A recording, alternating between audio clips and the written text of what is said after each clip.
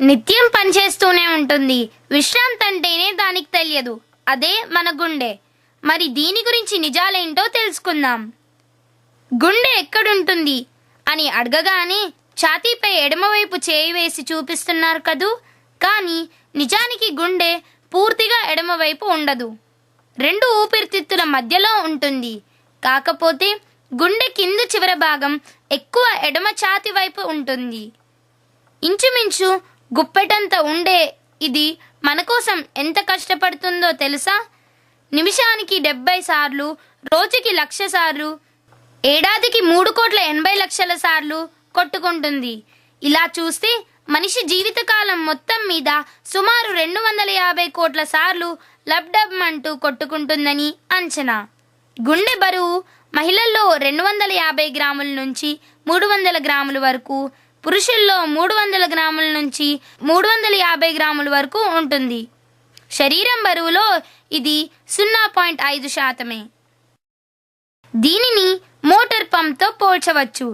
శరీరంలో కార్బన్ డయాక్సైడ్తో కూడిన రక్తాన్ని ఊపిరితిత్తులకు పంపిస్తుంది. అక్కడ రక్తం కార్బన్ డయాక్సైడ్ను విడిచిపెట్టి ఆక్సిజన్ను నింపుకుంటుంది. అప్పుడు ఆ రక్తాన్ని శరీరంలోని ప్రతి అవయవానికి గుండె చేరుస్తుంది.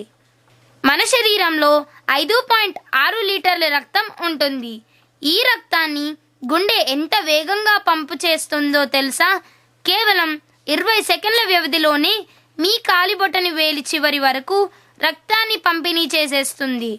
అదే మీరు వ్యాయామం చేస్తున్నప్పుడు కేవలం 10 సెకండ్లలోనే పంపు చేస్తుంది. ఇలా రోజుకి సుమారు 7,200 లీటర్ల రక్తాన్ని పంపు చేస్తుందని అంచనా.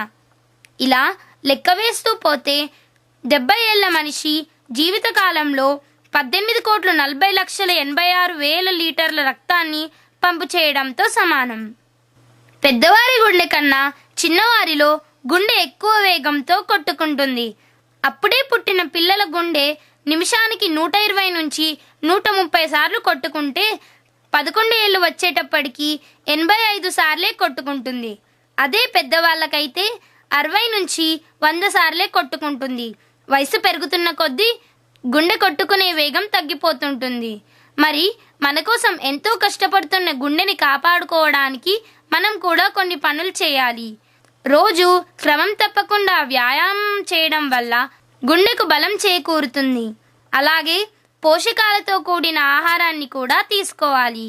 పెద్దవాళ్ళైతే మత్తు పానీయాలకు, ధూమపానానికి దూరంగా ఉండటం చాలా మంచిది. రోజుకు 2,700 మంది గుండెకు సంబంధించిన వ్యాధుల వల్లే చనిపోతున్నారు.